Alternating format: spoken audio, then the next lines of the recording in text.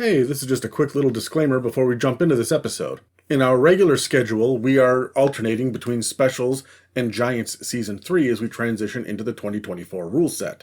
That's what's supposed to happen today, but today's episode is a Platinum Great Worm episode that I ran with Scott about using spreadsheets to stay organized in Dungeons & Dragons, and it's nearly impossible to engage with unless you can see the shared screen. So we're not posting it here. It's on our YouTube channel for anyone who wants to engage over there. Instead, what we're going to do is re-release an episode that was a Patreon exclusive bonus episode that we did about a year ago, and it's on Medusas. I'm sure you can read the title. This is going to be posted on YouTube as well, so it's on all the public channels for everyone later today, but as it stands now, we're just going to release this one here and episode W22, which is on spreadsheets and Dungeons & Dragons. So without further ado, let's get into the show.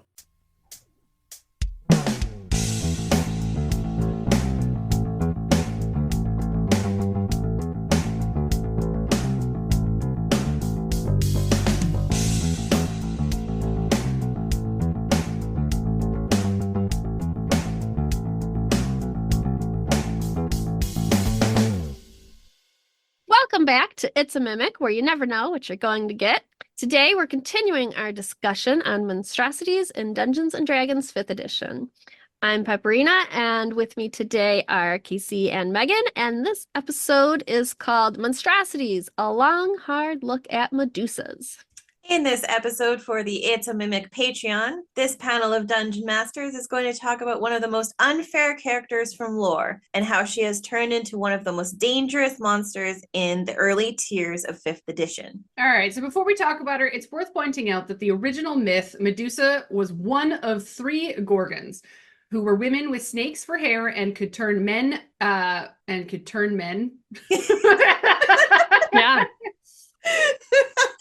Could be interpreted in so many ways.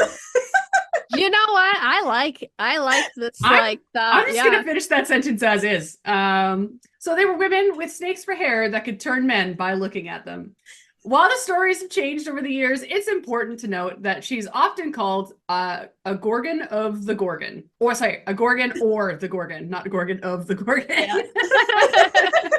She's a woman's Gorgon. You know, it's like a woman's woman. She's a Gorgon's Gorgon. She's a woman's woman. Yeah.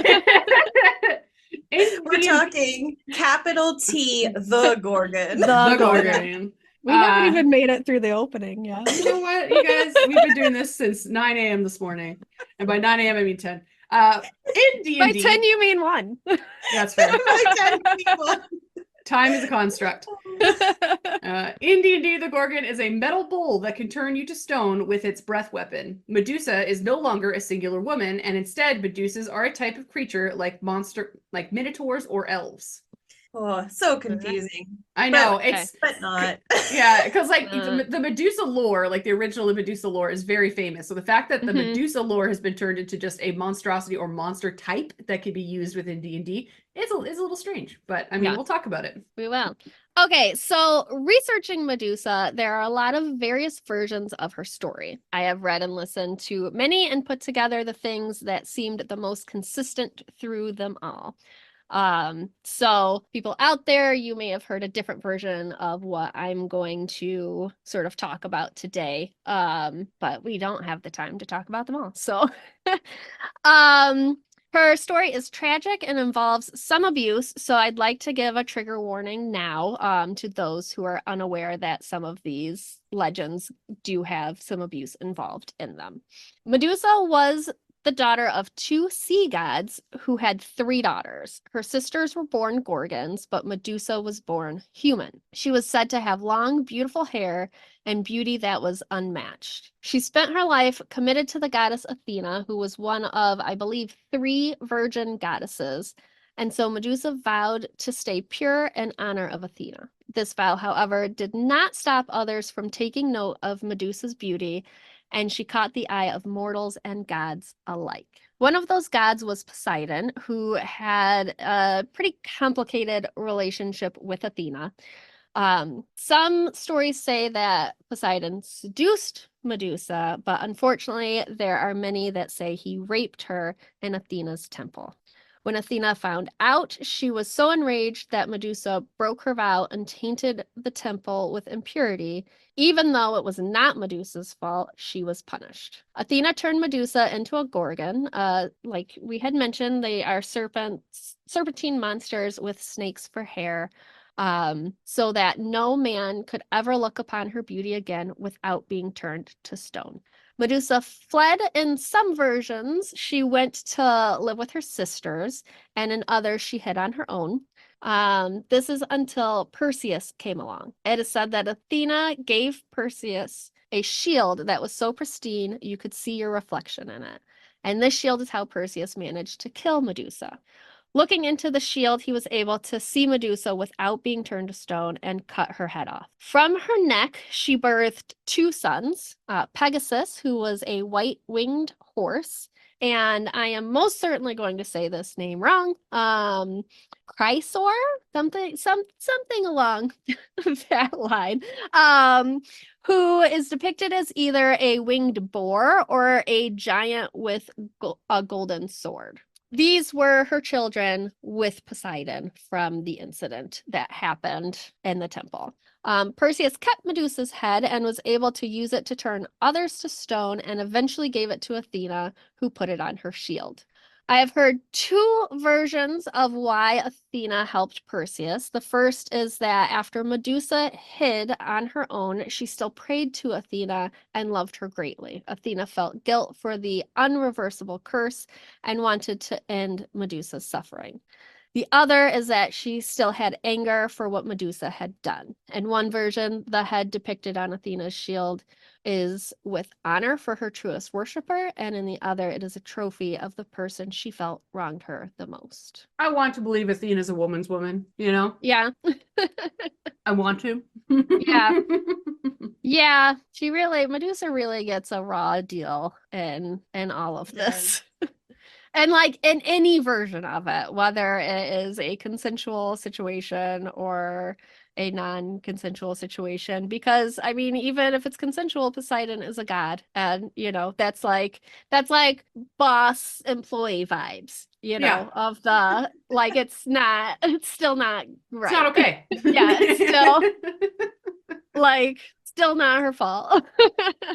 So that is what I have for sort of the real world lore. Like I said, there's a lot out there. There's a lot of different stories. There's some that she was born a Gorgon. But her and her sisters are the 3 Gorgons that we sort of talked about in the opening. Yeah. I did not know that her parents were sea gods or that her sisters were born Gorgons and she was human. That was new information to me that I found very interesting. Yeah, also. It's an interesting tidbit to add, right? Yeah. All right. So I have just a couple questions on this part. So we will go ahead and roll. 12. 19. 6. So how do we feel about the story of Medusa? I mean, like I said, she got a real raw deal. Yeah. she got the shit end of the stick. She got the shit end of the stick. And in this day and age, I think there are a lot of women who identify with Medusa and her story, and not only the assault, but the victim blaming. Yeah. I know there are a lot of women who get tattoos of her. Yeah. That was gonna be my point. Yeah. Is that that's a very big thing nowadays, is to get the Medusa tattoo to represent this being survivors or just being a victim of, or just in general women empowerment, right? Yeah. So I know, like at her core in the stories that we hear, she's a monster. But like when you really get into, like when you hear Perseus's story, like he's going to fight a monster that turns men to stone. Yeah. But when you really get into her story, it's so much deeper than that. Yeah. And there's so much more. And I think that is just a good reminder in life to look at different sides of the story, because it's not always like people's stories are not always what one person is putting out there to be truth. Exactly. Right. And I think that was the main point I wanted to make about Athena, is that I would like, there's a part of me that just hopes that like we can look at that one as like potentially being the woman's woman and being like, Mhm. no, I've heard her backstory. I know what happened. I don't feel like I was wronged by her in any way, shape, or form. She was wronged. Let's put her to bed and put her to rest and like Mhm. end her suffering. Right. So it's the perspective and the sides of the story that I think make this one very interesting and very contentious. Right. Mhm. So it's a harrowing warning story. And I don't think we really talk about it nearly enough. Like, again, in like cartoons as kids, you see Medusas all over the place as just being angry women that turn things to stone and so on and so forth. And so not knowing the overarching story for it really changes your perspective once you learn it. So Mhm. yeah. Yeah, I so not that long ago, like a Percy Jackson series came out, and there's, I think one, maybe two episodes that talk about Medusa and they encounter her. And what I really enjoyed the series overall. What I liked about how they did Medusa, liked and didn't like, is so they started off with the rumors or like things that people heard, and then they encounter, spoilers by the way, and then they encounter her, and then they actually give her voice and give her the opportunity to basically set the record straight and be like, do you know why I am the way I am? And explains basically like how screwed over she was, and this was all done to her. And so I liked that they gave voice to both. And however, though, in the true just storyline, like as it has to go, they do end up chopping off her head. Yeah. But nonetheless, I liked that they let her tell her own story, even though she like lost her head shortly after. They at least gave voice to that, which I thought was good. Yeah. Yeah, I did. I started to watch that series with my kids, and I've made it to the Medusa episode, which is like episode 3 or something. Yeah, it's not like, it's not very it's far not the in. big finale or anything. Yeah. So I know what you're talking about. And it was very interesting in that she was talking to Athena's daughter and Poseidon's son in these scenes. So she was talking to the children of the people who had wronged her. And she stated in that, like, I am not angry at the two of you, when she first started to talk to them, like, let me tell you the true story because you've only heard your parents' version of this. Yeah, exactly. Break the generational traumas. Would you rather she have shown up in D&D as this tragic character, or the monster type that we get? I feel like Casey's dog had some opinions. Yeah. Casey's dog definitely had some opinions on that. Oh Lord. I do wish that she would have shown up as a singular character, because I do think that she has such an important impact that she deserved to be her own person versus an entire monster race person, especially after like I said, I watched a lot of YouTube videos. Like I said, I've watched the Percy Jackson episode. I read a lot of stories, and like, as most women can identify with some sort of abuse or assault in that sort of aspect. And I think she deserves her own story, because she is a strong character. Yeah. I agree. However, I'm glad they didn't do it when D&D first came about. Yeah. So when I think about like the time frames in which these books were being written and these creatures were being created, I don't think we had a large enough movement to be compassionate towards the women's plight and how our sides of the story and how we went through things and how things affected us. I don't think they had the capacity to write that appropriately back then. So I think that there's room and opportunity for her to return as like a character in the future and like make a module for her or something along those lines. Because I think that we do now have a little bit more forward thinking and how to handle these kinds of like creatures and sad backstories that work, right? Like I immediately when we start talking about like these kinds of things, all I can think about is the goddamn gross, disgusting, undead uterus that we had to talk about. And it was written by a man. So it's like it's a delicate story that I would like to have seen and be done right. And I'm glad that they didn't try and do it when they knew that they couldn't do it right. Yeah. So I would like to see her have justice in the D&D landscape 100%. I think she deserves it, and I think she would be a great character to have in the game. But I'm glad that if we're going to do it, it's going to happen now, not back then. Yeah. Like I almost wish that like it's a very interesting monster type. And I do like that for D&D, but I do almost wish that it wasn't called Medusa. So that like now we could have that storyline introduced. But yeah, like I do enjoy it as a monster type. I think it's very interesting, and there's a lot you can do with it. Yeah, backstory removed. Cool. Yeah. Yeah. So yeah, I do wish it was like just a Gorgon, and they turned the metal bowl into something else. Yeah. But that's the thing. I feel like at the table when they were talking about adding Medusa into the game, they probably had that conversation. Like, do we add like backstory? Or do we just make this a monster? And they're like, yeah, I'm not touching that with a 10-foot pole. Yeah. Like they added up. They should have just called it a Gorgon. It would have just been ladies with snake hair. Yeah, man. Yeah.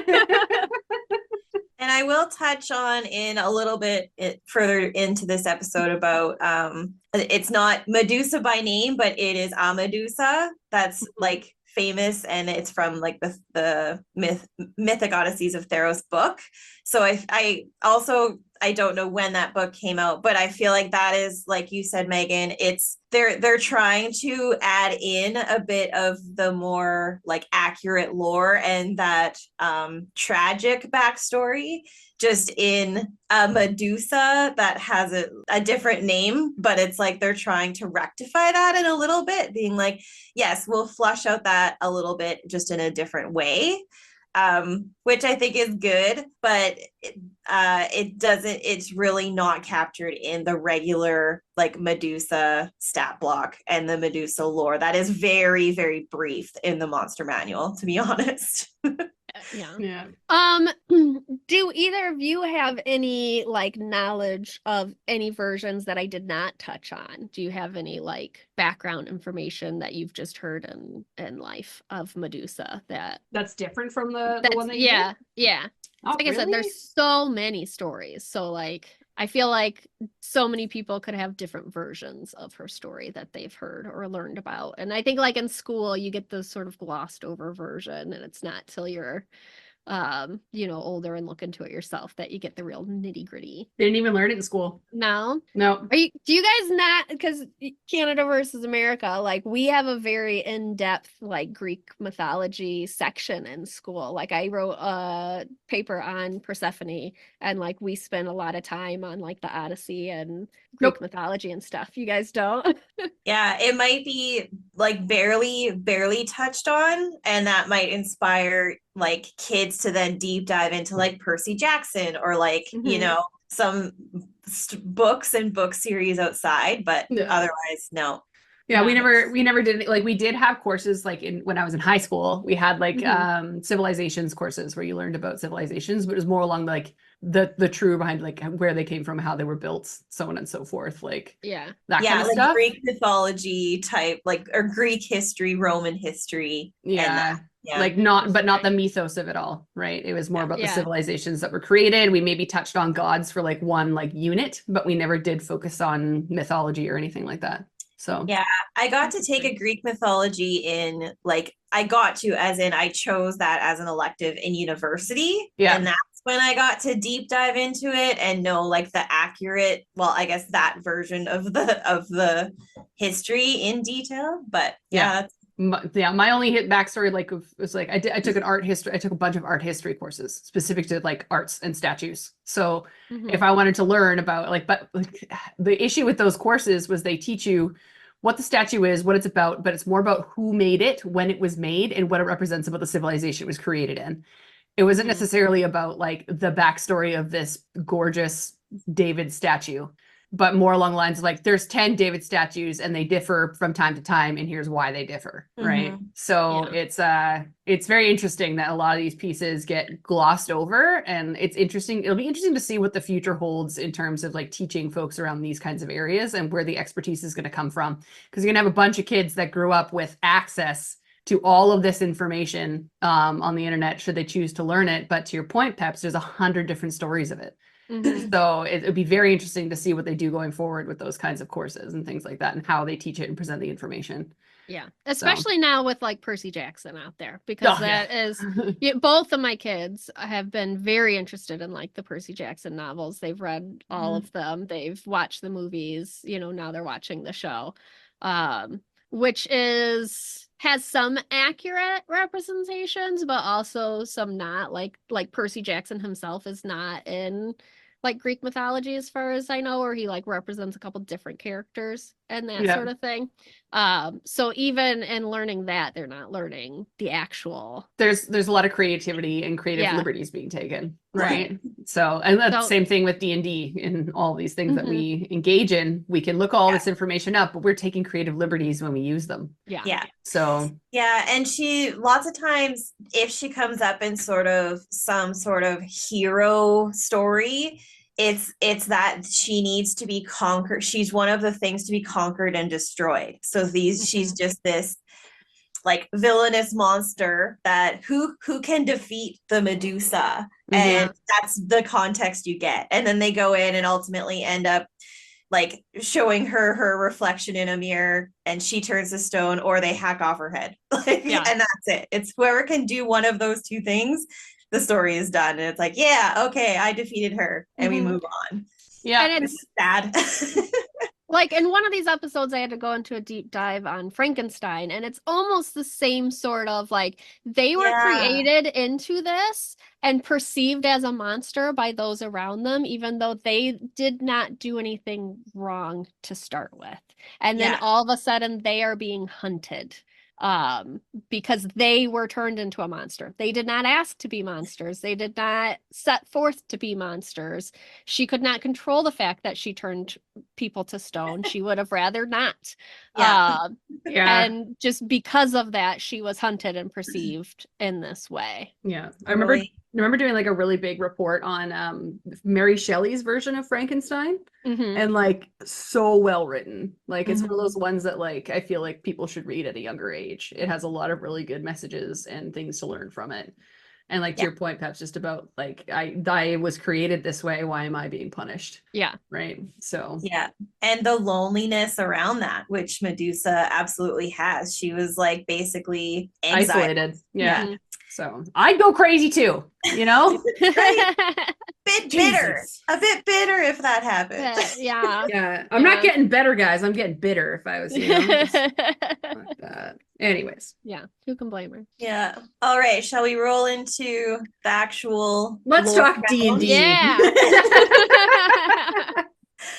All right, so as mentioned, the classic Medusa is found in the Monster Manual, and the lore in 5th edition is around men and women doing whatever they can for their desire for youth's beauty and adoration. From praying to gods, making offerings or sacrifices, striking deals, this might be with dragons, archmages, demon lords, you name it.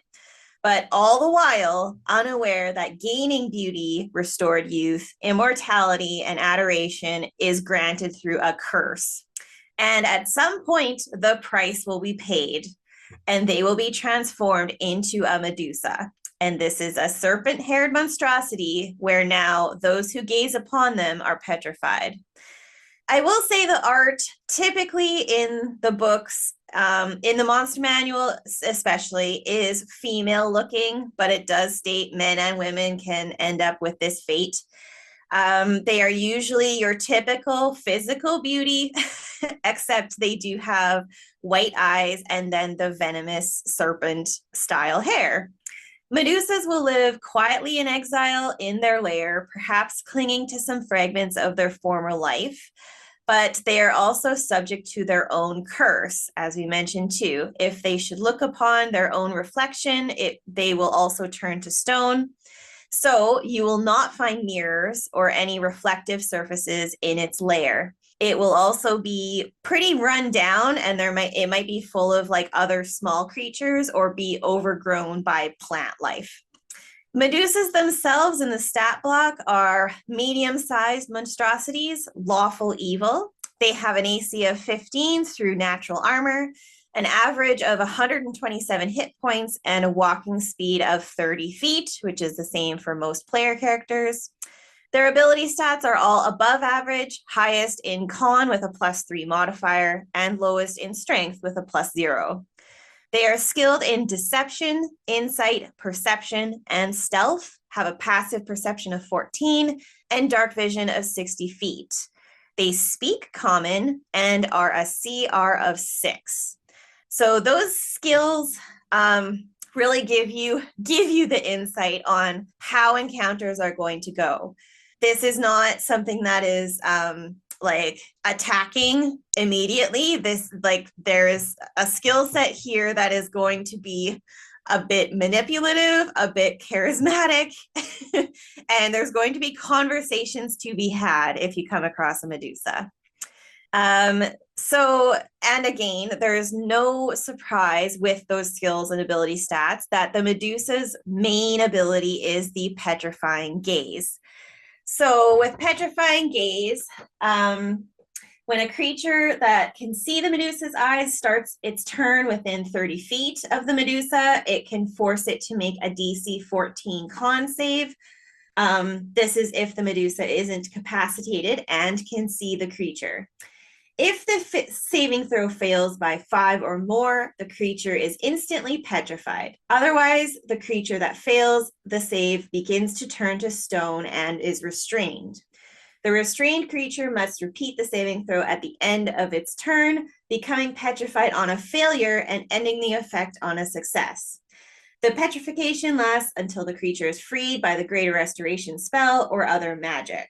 And unless surprised, the creature can avert its eyes to avoid the saving throw at the start of its turn. If the creature does so, it can't see the Medusa until the start of its next turn, when it can avert its eyes again.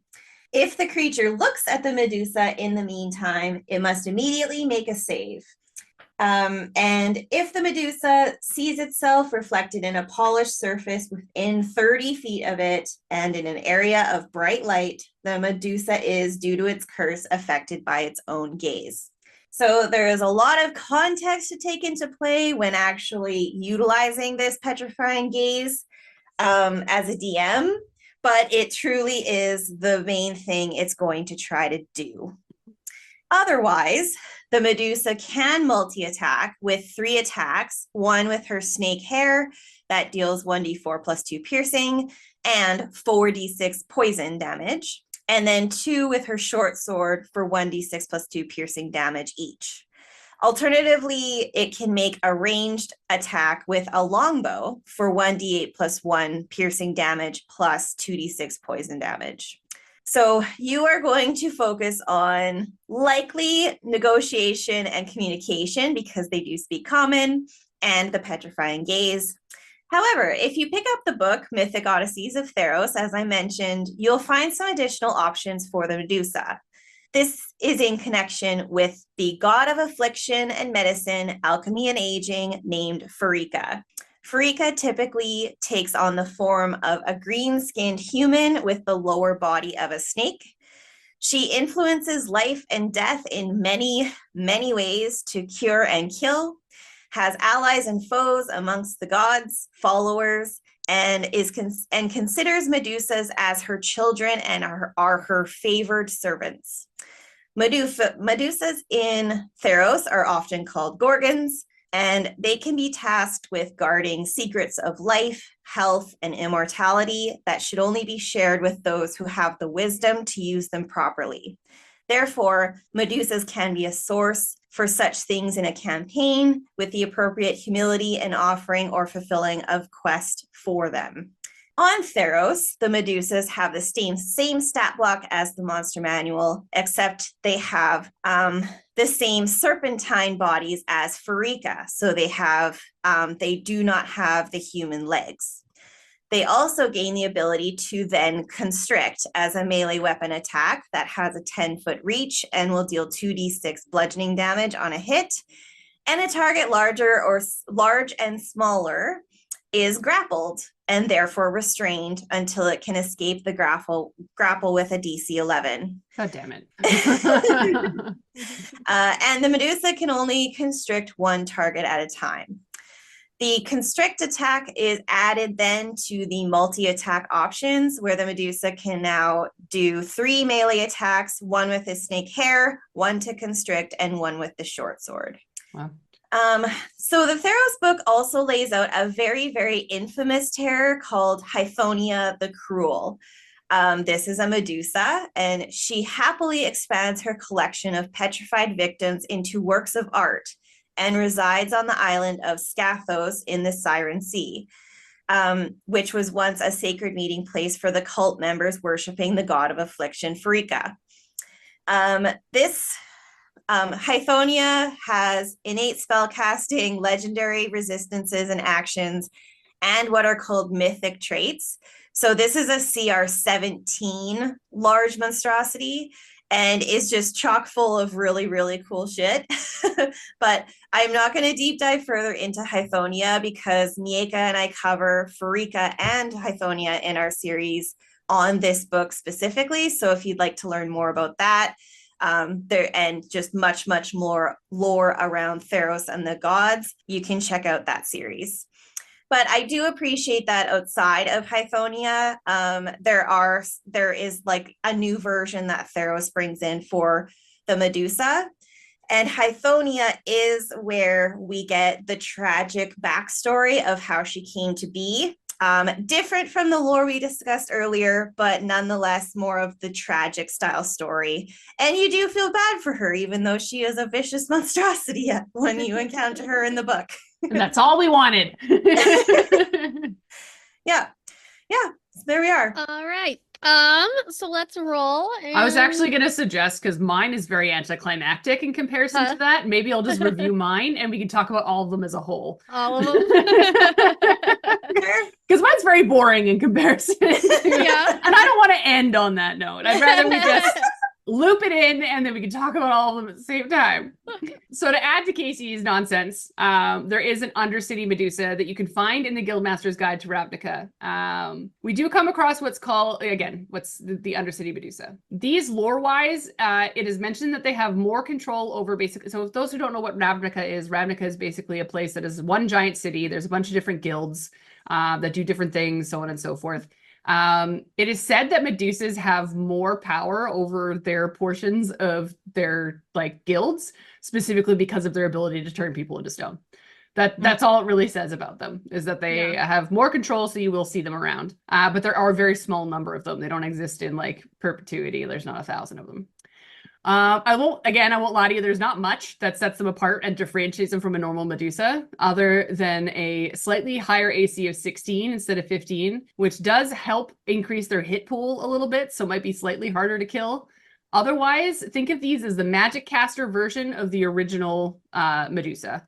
So all of their skills and senses remain the same, except they get an increase into their stealth capabilities. And as an added language, they get Elvish. This makes their CR stay the same at 6. So again, no major increase or decrease. But you will see the main difference in the abilities because, again, this is the Magic Caster version. So she does keep her Petrifying Gaze, but instead of having attack actions with short swords and arrows and XYZ, she uses Intelligence as a spellcasting capability. They have spells like Expeditious Retreat, Misty Step, and Fog Cloud. So in my mind, that means that she just doesn't want to get into a fight with you. They're going to run away if you start fighting them. Mm-hmm. And this screams to me that I think it's just that if they can't get control of the situation, they're going to leave. So, and along with their spell casting, they come with magical resistance and a sneak attack option, which gives them advantage on attack rolls during the first round of combat should folks be surprised.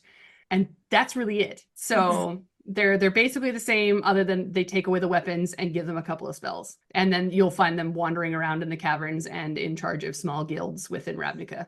So that's why I was like, I don't want to end on that note, because that's really like, so yeah. So we'll lump that in. And what's interesting is, like the lore in 5th edition around Medusa is pretty minimal. That's where it's mentioned, like men and women can seek out this beauty and then be cursed for it, or immortality or whatever. But then in the description and the visuals and the different variations, it's a she. Like it's female. So it's just like, what? Why did they like what? It's Well, like, oh, let's be inclusive here. But then like everything that actually a DM is going to use in their campaign is depicted as female. It's like, okay, well, yeah. Sure. I came across that in one of our undead episodes with the Ghost Council, where it's like there was 5 of them and they were called the patriarchy, and it specifically says that men and women can be the patriarchy, but then it talks about all 5 of them and they're all men. So and it's called patriarchy. And it's called the patriarchy. Right? Like, I'm just like, don't give us the illusion of equality here. Like, yeah, that's right. So I have found that in a couple different spots in, in the writing, that it's like, yeah, we're inclusive, but it's this. It's this, yeah. Yeah.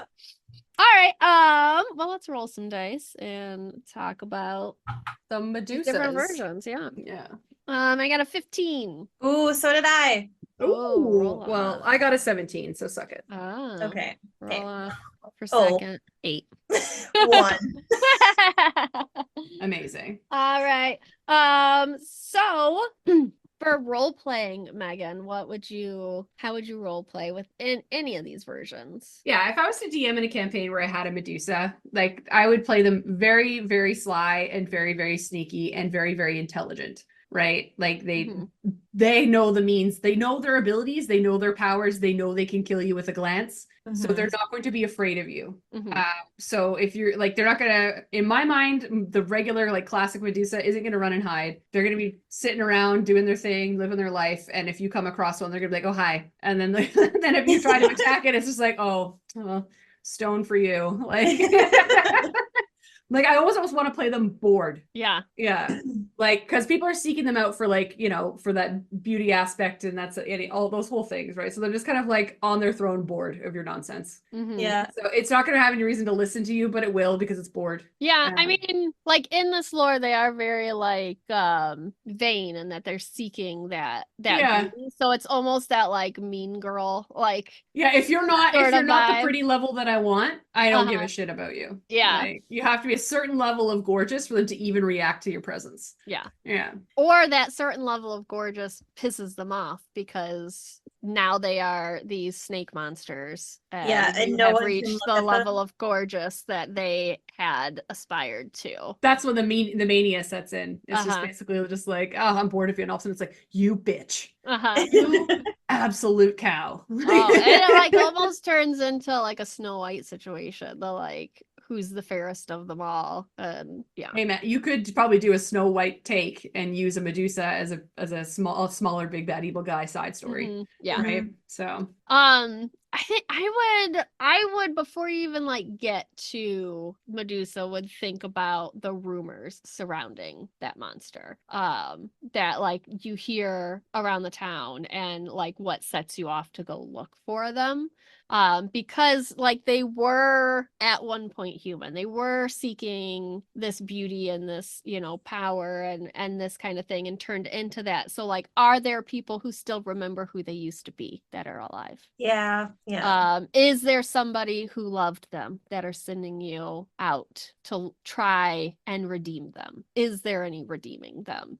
I would really look into who they were before they were this, when considering how you would then role play them getting to them. But like those rumors about them, the stories about them that you hear in that town and that kind of stuff.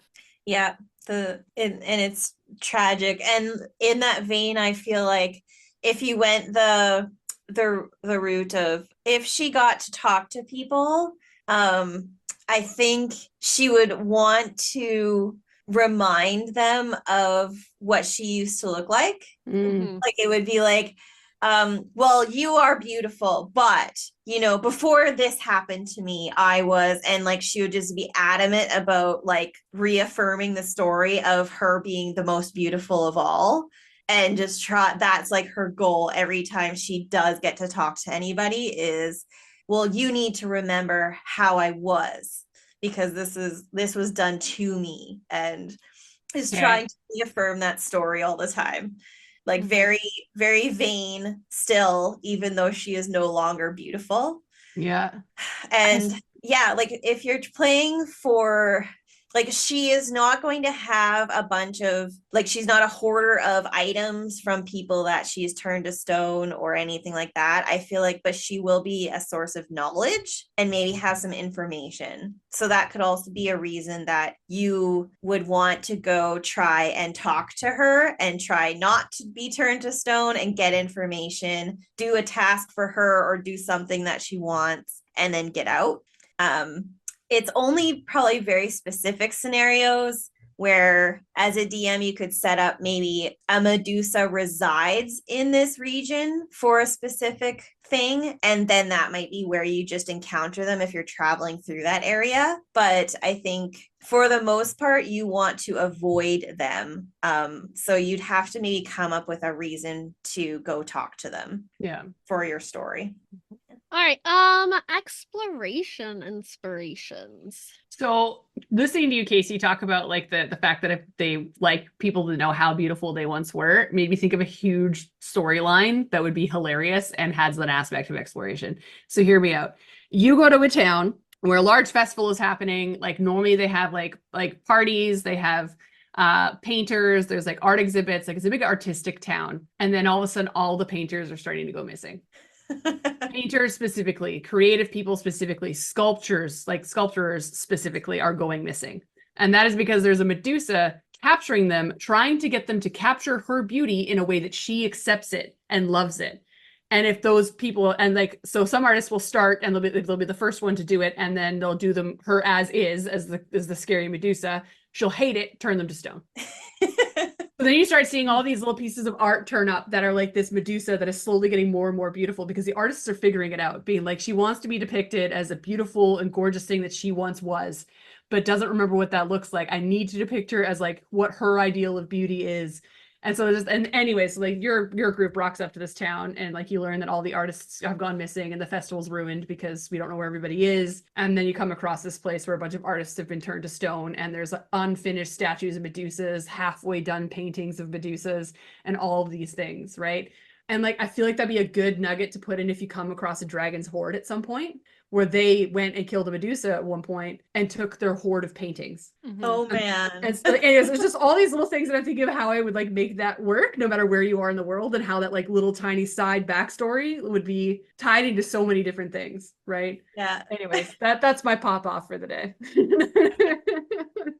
I was sort of thinking about the Ravnica ones you were talking about and how they're like the head of a guild. Yeah. Because in most Medusa lore, they are very singular solo creatures. So thinking about how do they head a guild without turning their guild members into stone? Would be a very interesting thing to explore. And like they definitely run the brothel. Like, let's be real. Right. And then you like, there's patrons who wronged one of their girls that is turned to a statue because you don't treat my girls that way. Absolutely. Yeah, and that's where you could bring the tragic backstory in and be like, no, we are empowered here. You do not have the power in this building. Yeah. Right? Like right. Like it sort of becomes that character in Firefly who's the companion, you know, where she is very well respected as a companion. That sort of a vibe with those girls. Like they are very well respected because you know that if you mess with them, it's not going to end well for you. Yeah, I had to Google it because it was going to bother me. It's Inara. Yeah, Inara. That's what I thought. That's what I thought, but it's been so long since I've watched it that I doubt it. Like my brain on, am I remembering that right? Yeah. Yes. Yeah. So I would like to. I think you could do a lot with exploration and that sort of thing with that type of Medusa, and because they have more people around them, and more space around. They're not hiding in a cave. Yeah, or deep in the forest, or yeah, and maybe that's why they created this iteration, is to just like give some inspiration around like, well, this is what you could do if you wanted to bring a Medusa into a more urban, more social situation.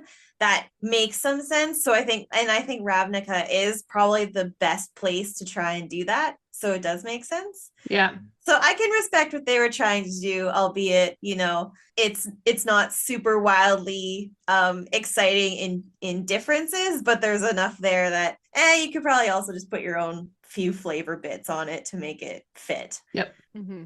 All right, combat. So how do we see combat going with of these Medusas? Again, I'm going to lean into the fact that like they're not going to fight you unless you give it a reason to fight, if that makes sense. Like if you are walking into their lair or their household, they're probably going to be a little bit more hostile towards you.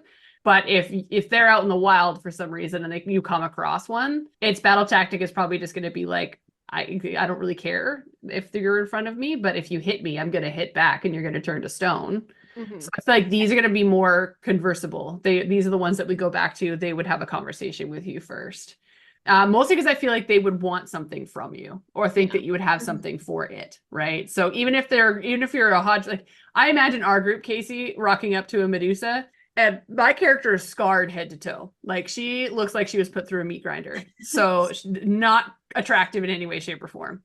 So I feel like the Medusa is gonna be like, I don't care about you. You can do whatever you want because you are no challenge to me. But if I ran up and punched her in the face, I would probably get turned to stone, right? Yeah. Like, so, and that's the tactic, right? Is her first go-to is going to be, I'm going to startle you, and then you're going to turn to stone, and then I'm going to walk away. Mm-hmm. Like, I think there'll be very minimal opportunities to use, like the original Medusa has like the arrows and the swords and all those kinds of things. Like, I feel like that's if I couldn't petrify you and I failed the first part. Like, that's not their first go-to is not going to draw their bow and arrow. Like, Yeah. Yeah, I don't Absolutely. really see them shooting an arrow very. No. Or using a sword. When I read that in the original Medusa stat block, I was like, why? Why? I know, because even like the art, like she's wearing a beautiful gown, she has jewelry on, like she doesn't have a bow and quiver on her back or a belt to hold a sword. Like it's just, it's such an interesting add-on. It's like, let's give her some weapons. It changes the imagery so much in my mind if I was to suddenly put weapons. As soon as, like a sword, maybe, but like the longbow really like threw me. When I heard that. Like, I would almost see her with like the thigh strap with daggers under her dress. Yeah. that kind of vibe. Yeah.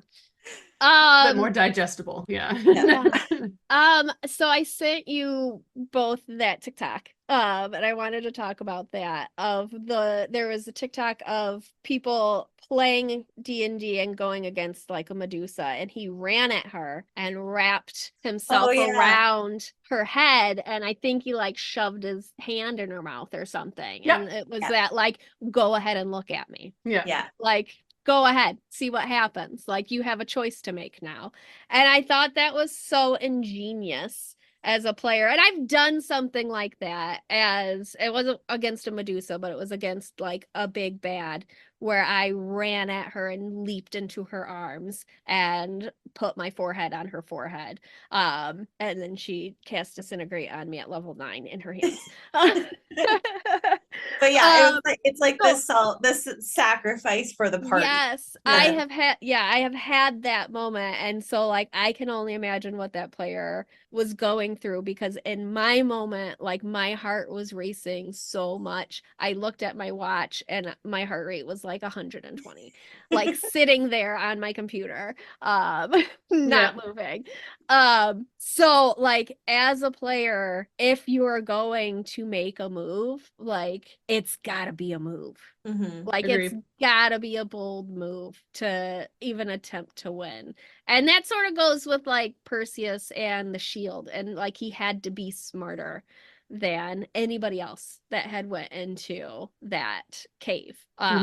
So just as a player, I would urge you to think outside of the box. You're not going to just run at a Medusa with a sword. And like I love using a monster's abilities against them. If there's a way to use a monster's, a big bad's big awfulness against them, like there's nothing better, right? Yeah. As a player, that's a good feeling. As a DM, sometimes it's like, God damn it. But also like, Yeah. congrats for you for figuring that out. Right. Yeah. But then I would that here's the thing, this is where I would see this playing out. I feel like this would be Adam has a Medusa, Dan is the character whose character should not know anything about Medusas, but Dan does. So Dan does that move, runs up, shoves his fist down this thing's throat and says, I challenge you. And Adam's like, why would you know how to do that? Yeah. Yeah. I like Kate, I feel like you can hear that conversation happening. Absolutely.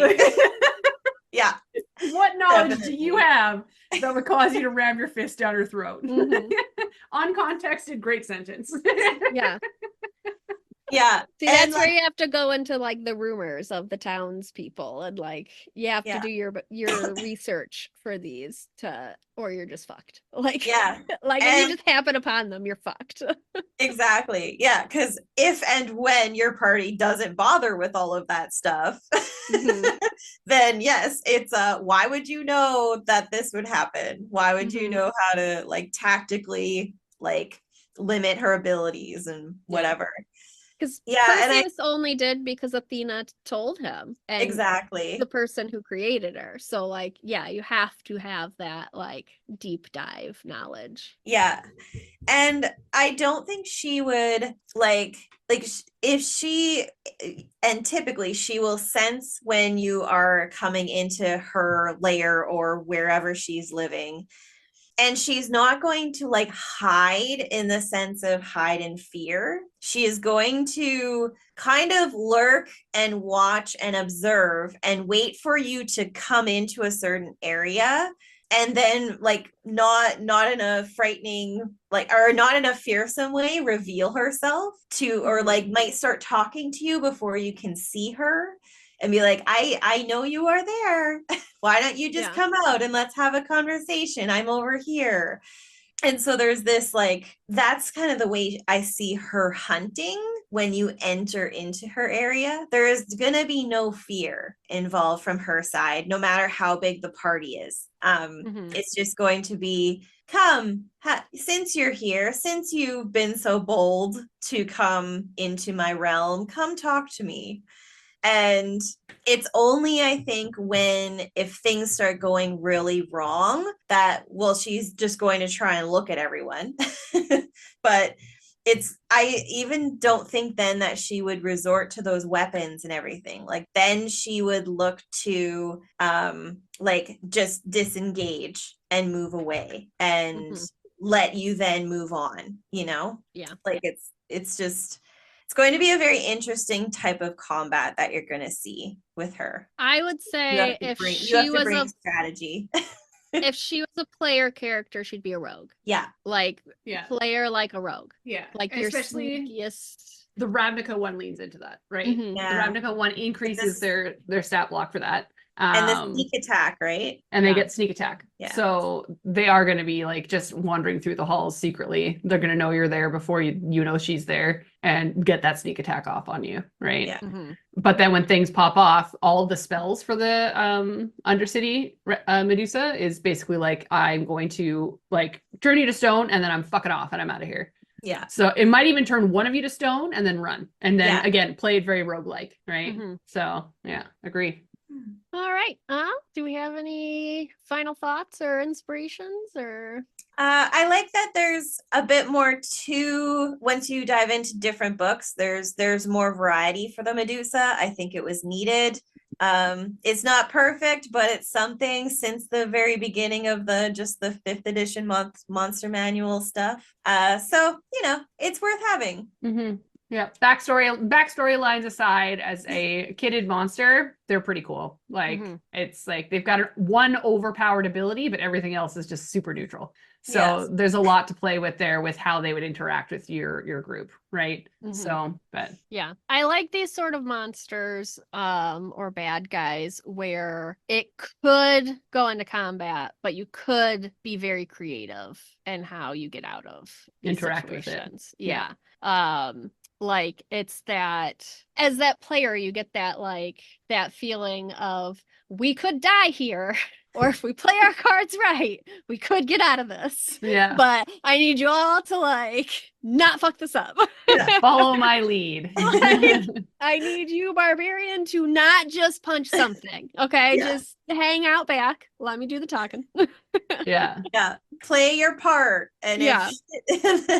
yeah. Do what I tell you to do. And then we'll see how it goes. We'll go from there. Yeah. Yeah. Yeah, but I think like there are very specific roles in your party that everybody would have to play to get through Yeah. that situation. If you Yeah. have the luxury of planning ahead to strategize. Mhm.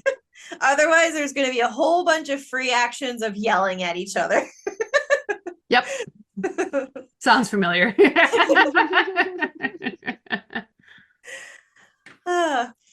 Anyway, that's all for this part of our conversation on Medusas in D&D 5th edition. Please take a second to engage with a like, follow, comment, and review to help push our engagement. And don't forget to subscribe to find future inspirations for your campaigns. If you'd like to support us, we have a store with some merch and a donate button on our website, itsamimic.com, as well as a Patreon. This episode and others can also be found on Spotify, Apple Podcasts, YouTube, and other podcast apps. Thank you for listening to It's a Mimic, where you never know what you're gonna get.